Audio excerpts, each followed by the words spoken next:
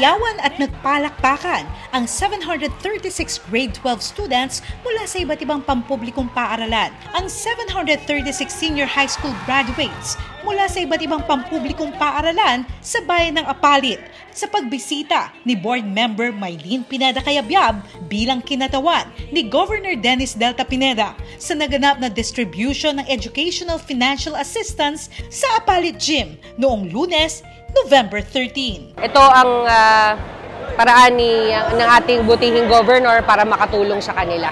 Bawat estudyante nakatanggap na 3,000 pesos na tseke. Regalo ito ng Kapitolyo sa kanilang graduation. Except pa po ito sa mga nakakatanggap po ng financial assistance para sa mga kolehiyo. Isa si Rachel sa mga nakatanggap ng financial assistance.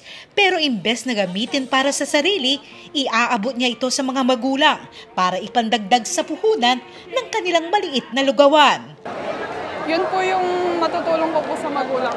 Dagdag pa ni Rachel, anuman ang estado sa buhay, wala nang dahilan ngayon para hindi makapag-aral. Magsumikap lang po dahil may tumutulong po sa atin na Kapitolyo. Isa ang edukasyon sa mga prioridad ng Kapitolyo dahil naniniwala ang mga lokal na opisyal na ang pagkakaroon ng sapat na edukasyon ang solusyong inaasam ng bawat kabataang Kapampangan para makamit ang maayos at maginhawang kinabukasan. Yung mga nag-graduate, kung magtatrabaho na, kailangan magseryoso na, di ba? Yung mag-aaral, lalong dapat magseryoso.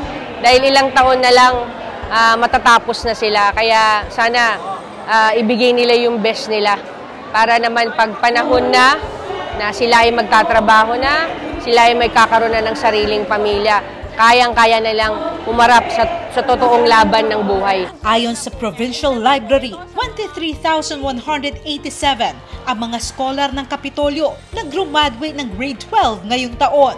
Lahat sila iikutan at pupuntahan ng Kapitolyo para abutan ng kaparehong regalo. Salamat po, Kapitolyo! Salamat po, Kapitolyo! Salamat po, Kapitolyo! Salamat po, Kapitolyo! Salamat, Kapitolyo!